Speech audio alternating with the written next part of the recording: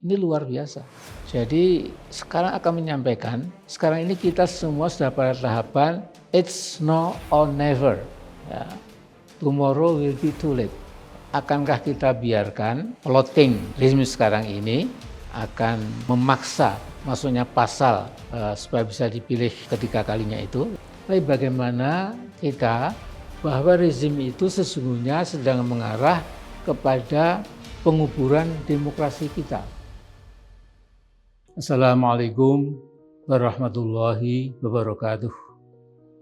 Alhamdulillahil wahidil qahhar, al-azizil ghaffar, mukawwiril laili 'alan nahar, tabsiratan lidzawil qulubi wal absar, wa tadhkiratan li ulil nuha wal i'tibar.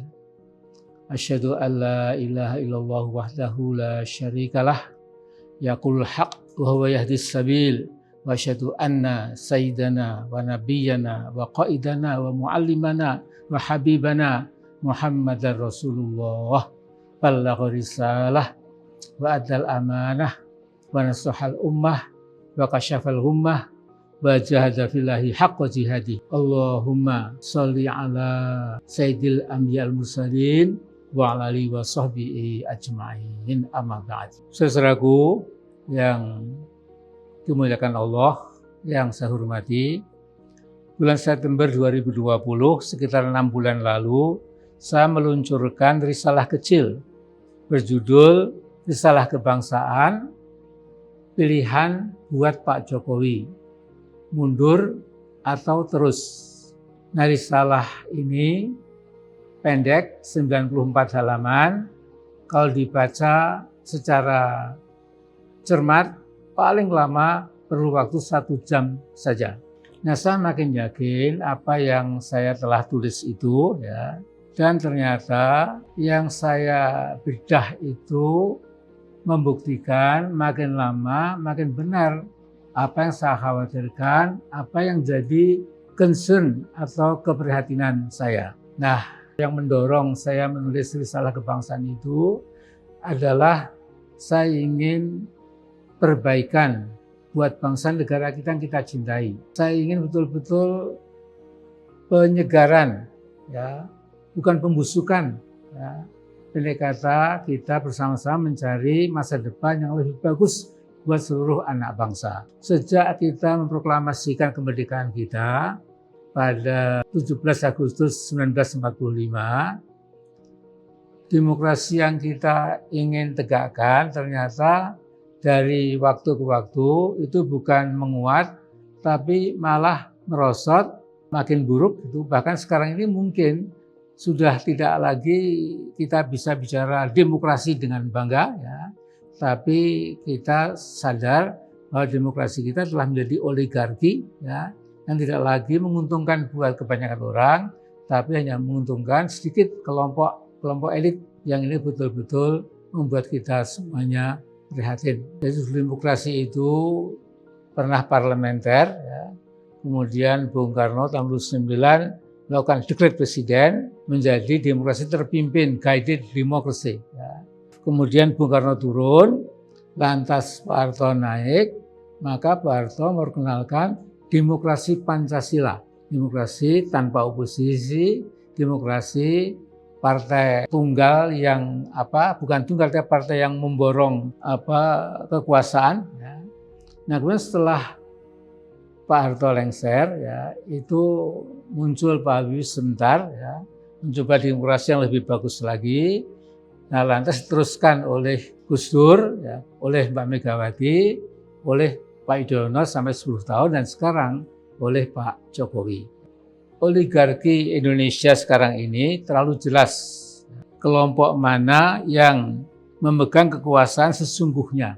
Jadi menurut saya untuk Indonesia, negara kita yang sekarang ini, tafsir lama yang sifatnya itu state-centric view, ya, yang menganggap bahwa negara itu berkuasa, negara adalah pusat segala kekuasaan, negara adalah yang paling tinggi kedaulatannya, itu dari waktu ke waktu sudah kalah dengan pandangan yang lebih realistis. Yang terjadi adalah sejak Bung Karno diganti oleh Pak Harto, kemudian diteruskan oleh Pak Habibie, kemudian oleh Gus Dur, oleh Bu Megawati, dan oleh Pak Yudhoyono 10 tahun, dan sekarang ini oleh Pak Jokowi, ya, maka kekuasaan negara itu memang sudah dikalahkan oleh MNC, Multinational Corporation, dan belakangan lebih populer dengan nama TNC, Transnational Corporation. Bahkan Mahfud MD, ya, yang jadi Menko Polhukam, ya, yang jabatannya lumayan tinggi, ya, ini Mahfud pernah mengatakan, ya, bahwa ini saya quote, ya, 92% calon kepala daerah dibiayai cukong. Ya. Dan kata Mahfud lagi, ini saya quote, ya, di mana-mana calon itu 92% dibiayai oleh cukong dan sesudah terpilih itu melahirkan korupsi kebijakan. Masih kata Mahfud, korupsi kebijakan itu biasanya berupa lisensi penguasaan hutan, lisensi tambang, dan lisensi-lisensi lainnya yang lebih merugikan masyarakat. Jadi ini Mahfud ketika masih bagus saya kira, ya, masih omong secara jujur, ya. Tetapi Mahfud yang sekarang sudah agak berbeda, jauh berbeda, ya. Nah, kemudian sesungguhnya Ahok itu juga pernah ngomong 26 Mei 2015, yaitu saya quote, Pak Jokowi tidak bisa jadi presiden kalau mengandalkan APBD. Saya ngomong jujur kok. Ya. Jadi selama ini, maksudnya kalau Bapak dan Ibu-Ibu itu mengetahui, ya, maka semua yang terbangun sekarang, rumah susun, jalan inspeksi, waduk, itu semua bantuan pengembang. Mahfud yang sekarang ini memang sudah berubah, ya. Mengapa demikian? Wallahu a'lam bishawab, ya.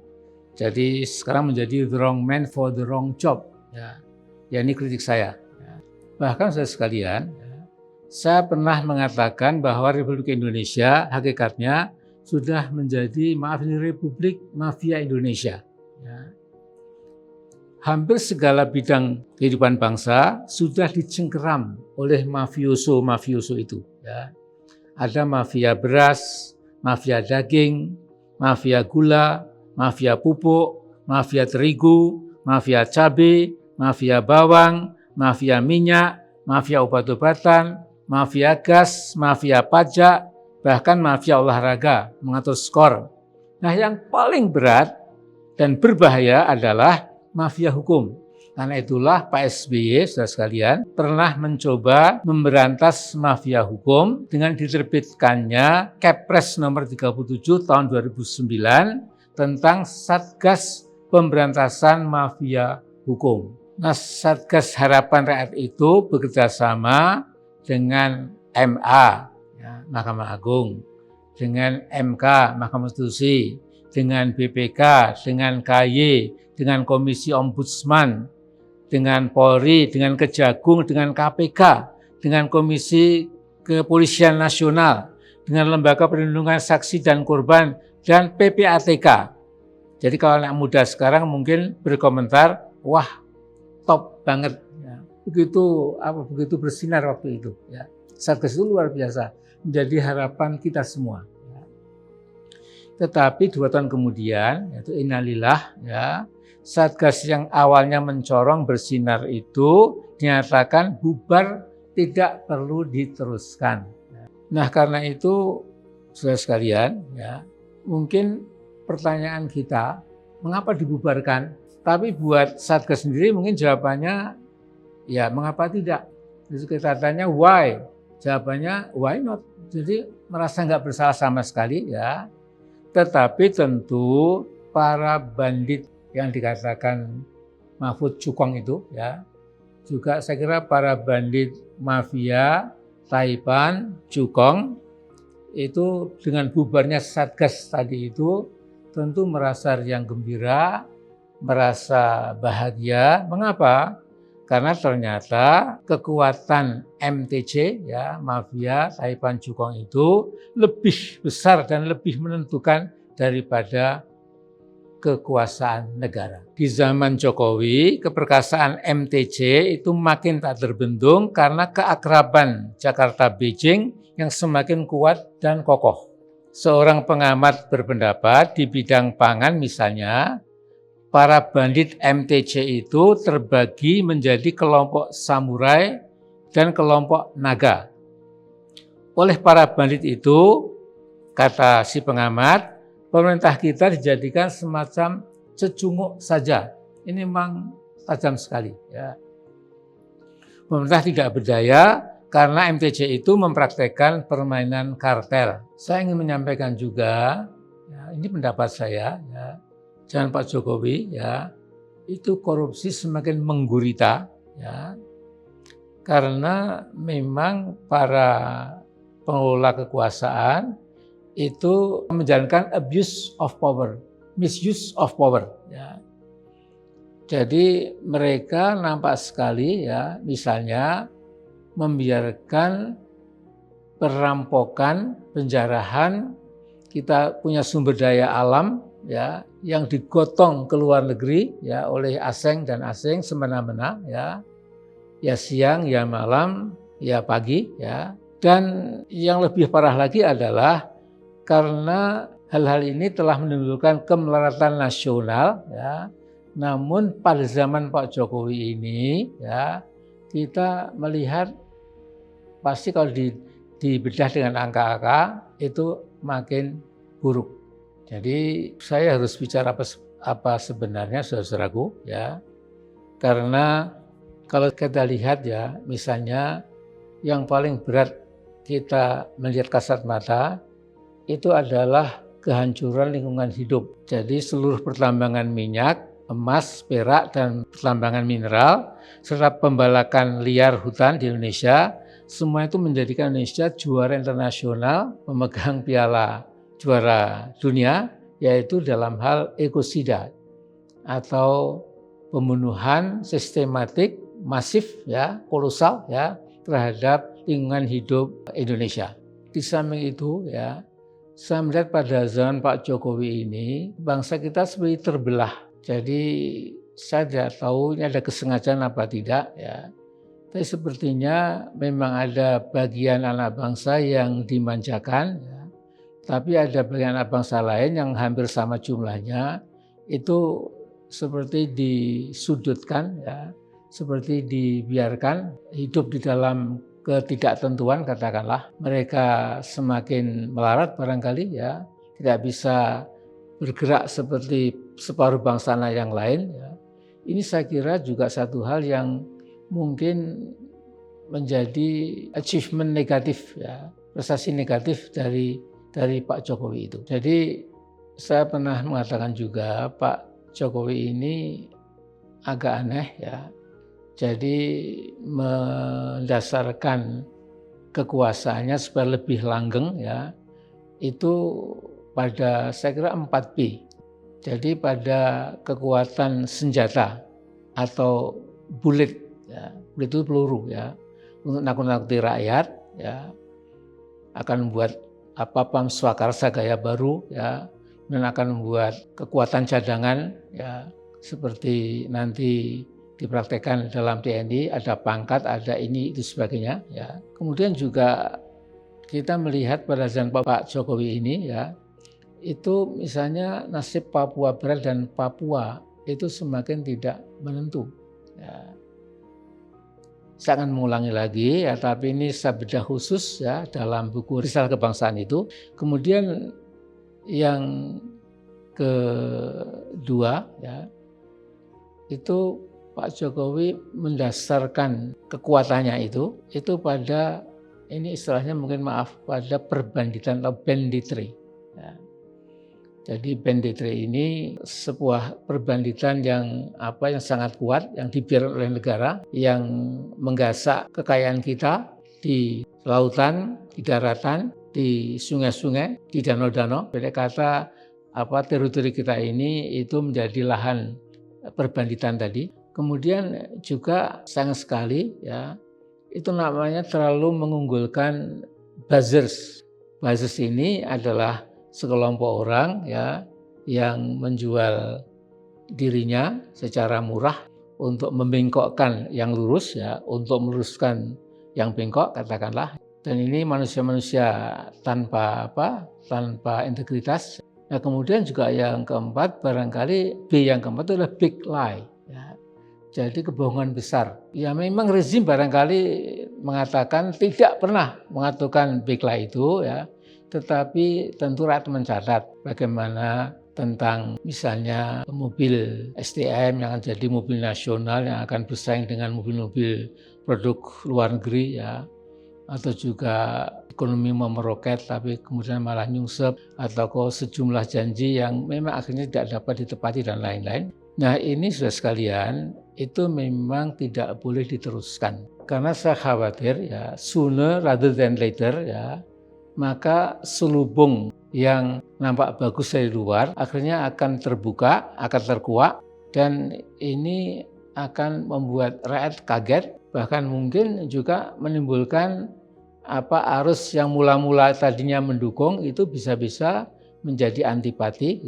Dan terus terang peristiwa Muldoko, ya saya nggak mencampuri partai lain ya, tapi saya khusus Muldoko saja ini kan sesuatu yang luar biasa. Saya tidak yakin Muldoko seberani itu tanpa keringan atau gedipan dari lurah kita itu. Jadi sampai sekarang belum terucapkan satu patah kata pun. Semua mengatakan, baik yang tadinya mendukung Pak Jokowi pun mengatakan, ya kalau yang oposisi jelas ya, tapi yang mendukung itu mengatakan tolong itu cepat ya dilepas dari jabatan KSP itu ya, supaya tidak mengotori rezim Jokowi itu.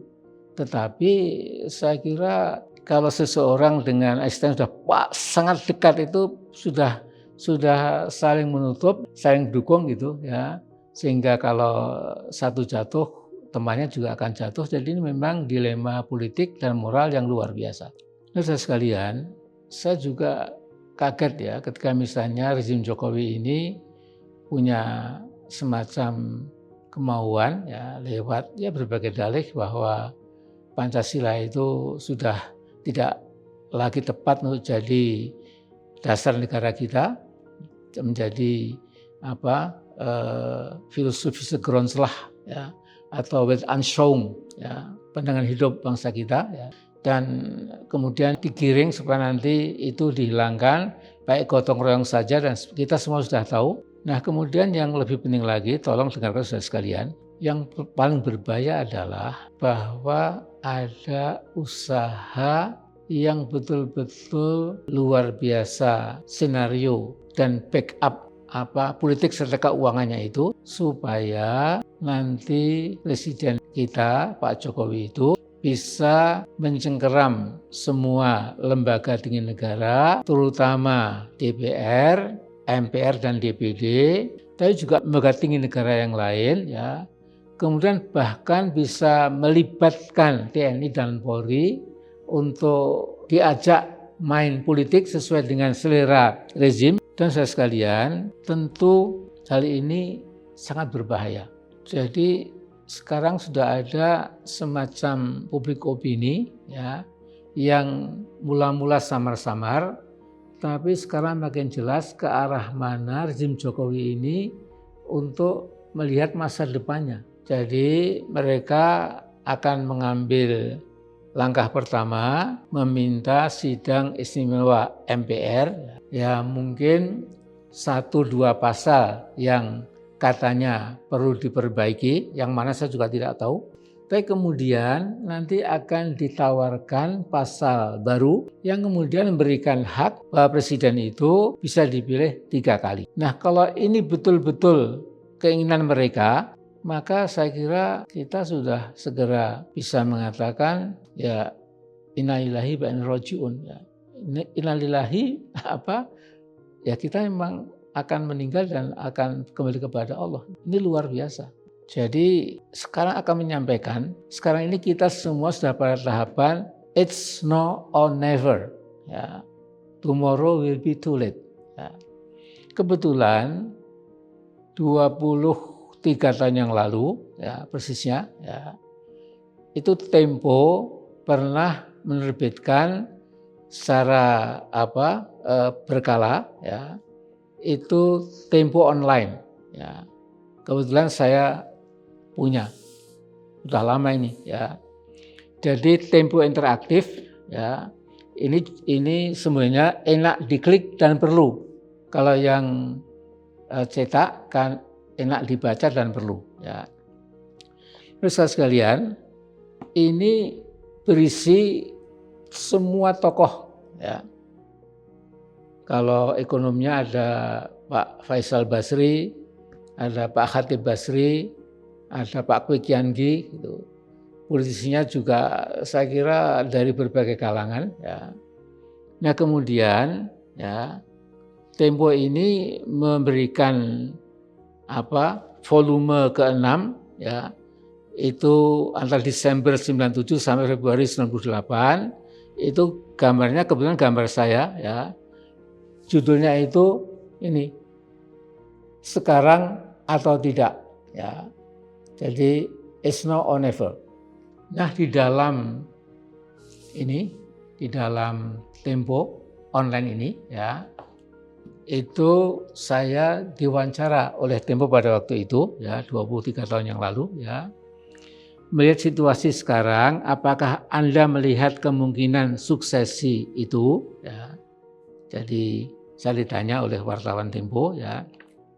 Saya jawab, dengan perhitungan politik sampai akhir tahun ini, saya bukannya pesimis, tetapi secara rasional memang tidak kelihatan gejala-gejala akan adanya suksesi.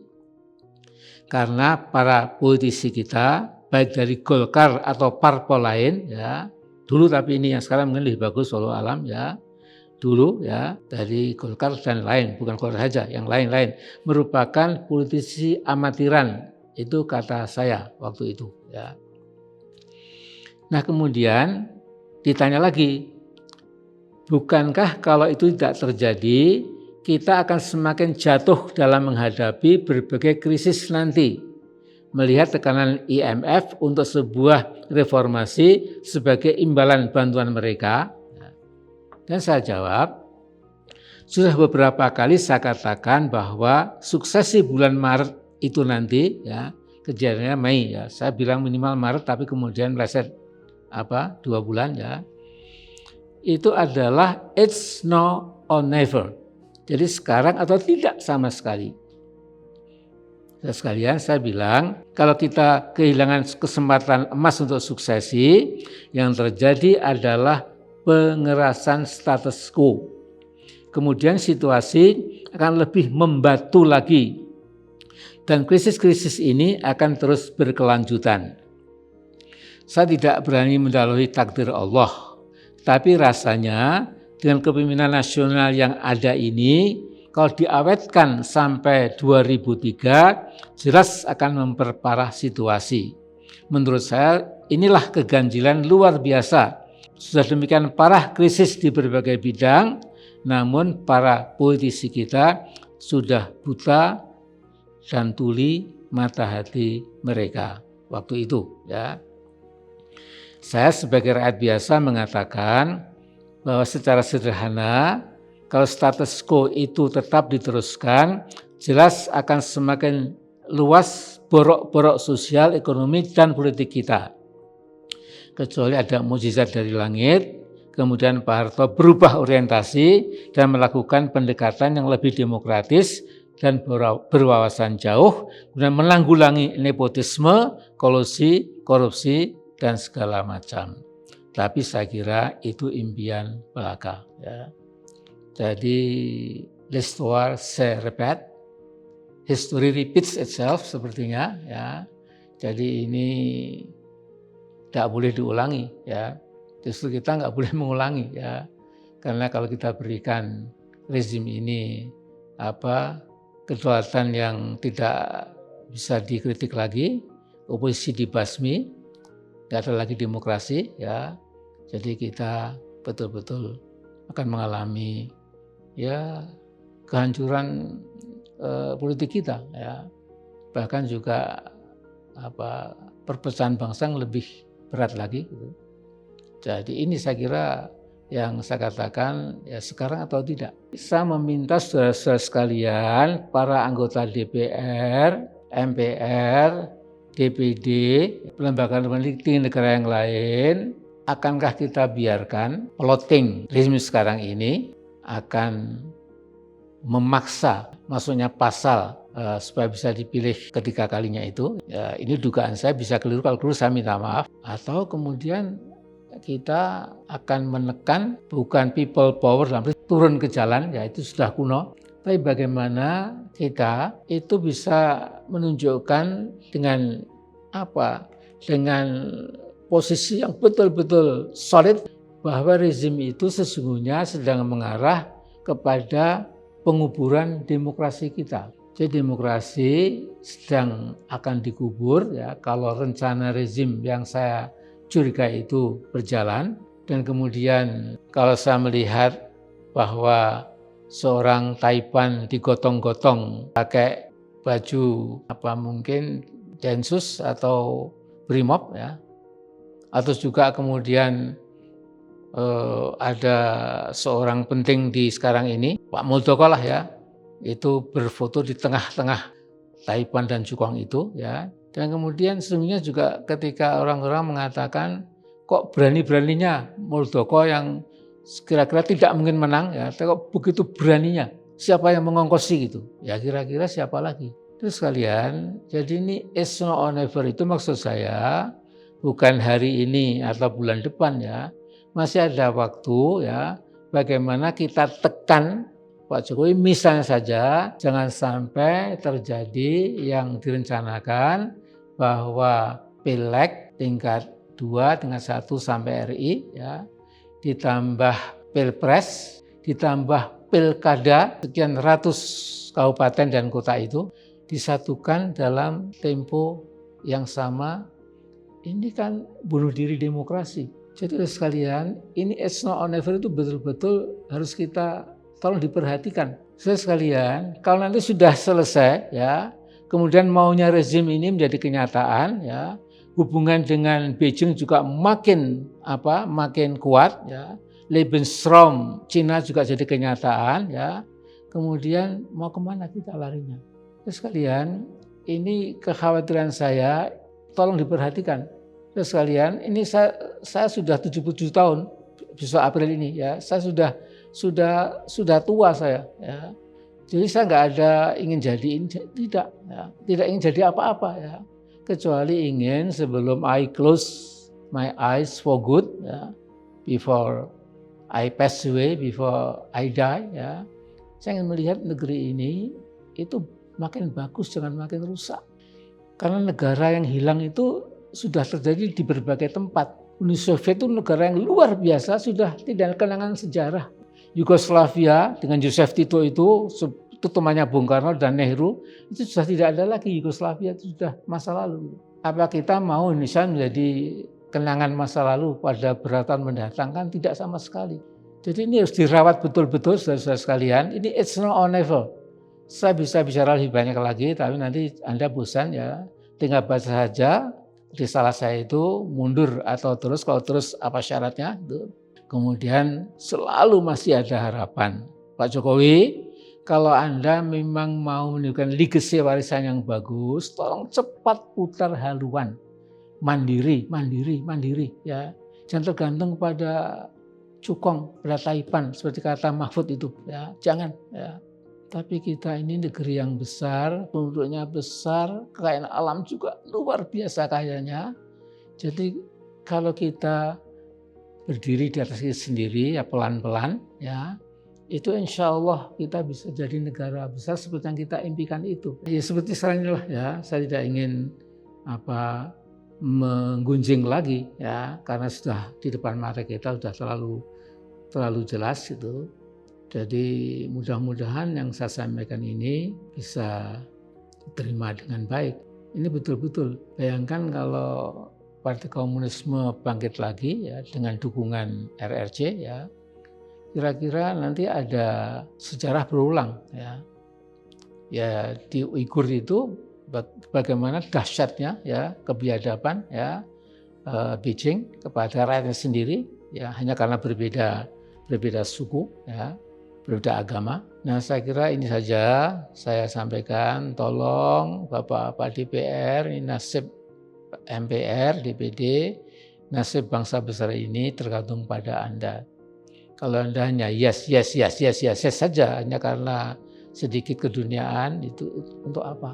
Assalamualaikum warahmatullahi wabarakatuh.